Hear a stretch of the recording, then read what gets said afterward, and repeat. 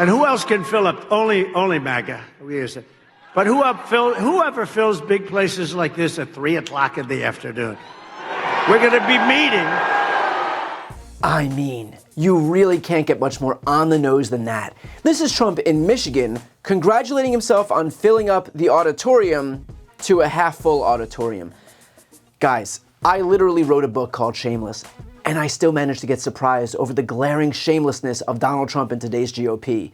And to make matters worse, that wasn't the only reference to crowd size. He goes on to complain about his small crowd size in Wisconsin while talking to an even smaller crowd in Michigan. Think of it. I just left Wisconsin. We 5 days ago, we had a sort of a rally. It wasn't supposed to be. 60,000 people showed up in Wisconsin. But the White House wouldn't give us proper security coverage. So we end up in a room of about 900 people. You have 60,000 people, 50 to 60,000 people outside waiting, but they don't want that because they don't want crowds. What they are doing is such a disgrace to our country. And so to those people in Wisconsin that didn't make it, I think they love us, and I think they're going to vote. By the way, we're up in all of the polls. We're up in every swing state. I mean, honestly, if you're not even able to fill up a room, then maybe, just maybe, do yourself a favor and don't draw attention to the audience size. Just, for starters.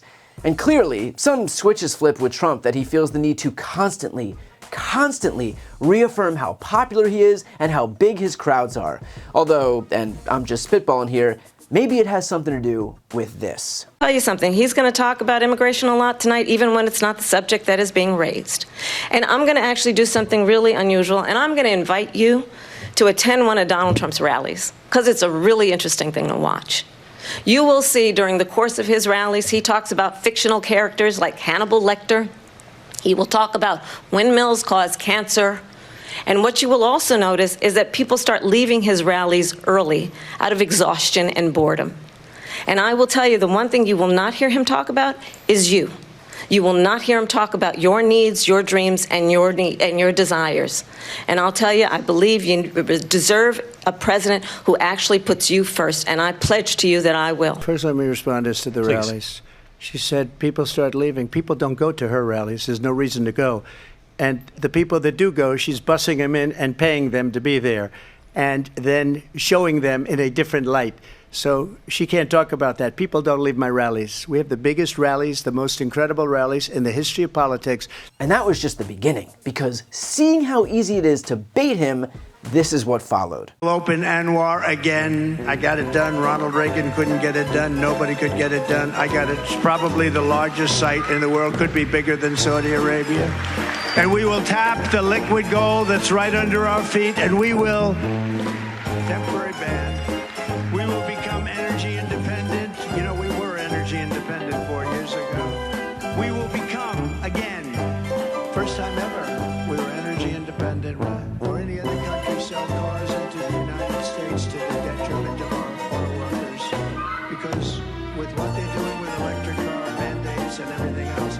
And look, is it funny to watch this guy lose his skull over his dwindling crowds? Of course it is. And does Kamala Harris and her campaign know exactly what they're doing by prodding him all the time?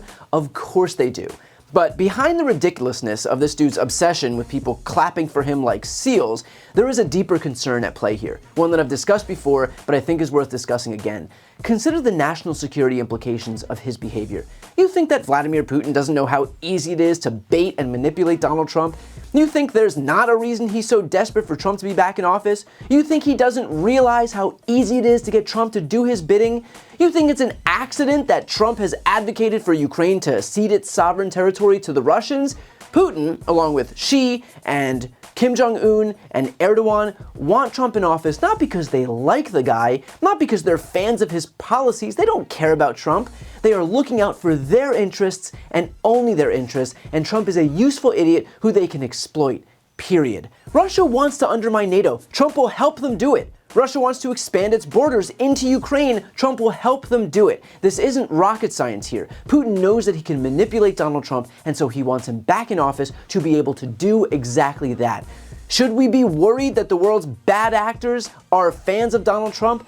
Absolutely. And again, it's not because they like him. They don't give a shit about Trump. They act in their best interest, and Trump allows them to do it. Trump being good for dictators means that he is not good for America. These are mutually exclusive principles. So will I continue to highlight Trump's small rallies? Absolutely. Not only because it's a very simple way to humiliate him, although that's a perfectly valid reason unto itself, but because he is quite literally broadcasting why he is a danger in office. He is a threat to our national security. His desperation to be part of the autocrat club is only going to serve the purpose of other autocrats exploiting his very obvious weaknesses, and those weaknesses are obvious.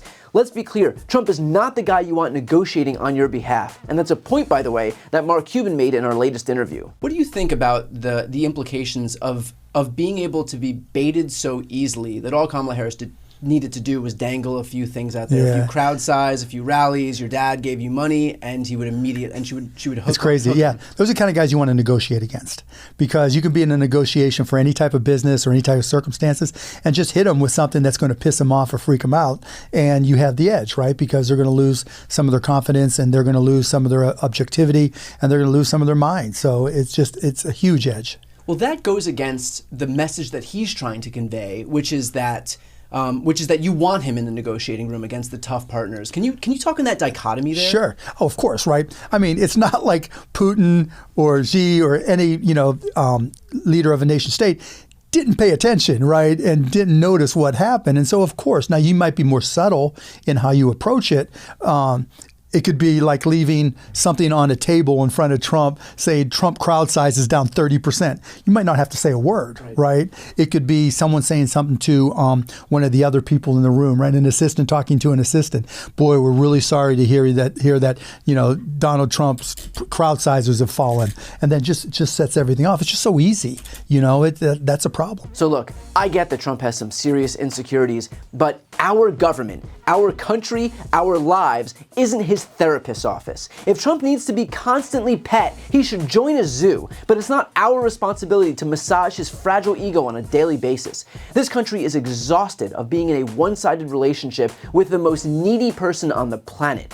I don't know how many times we need to break up with him before he gets the picture, but just like he was rejected in 2018, in 2020, in 2022, and in 2023, the voters are going to do it again in November. Before you go, just a quick note, if you'd like to see more of my content, which is always free of advertising, sponsorships, and paywalls, please make sure to subscribe to this channel using the subscribe button right here on the screen. And if you'd like to support my work even further, you can grab a copy of my instant #1 New York Times selling book, Shameless, available for sale right now. That link is also on the screen. Thanks so much for watching.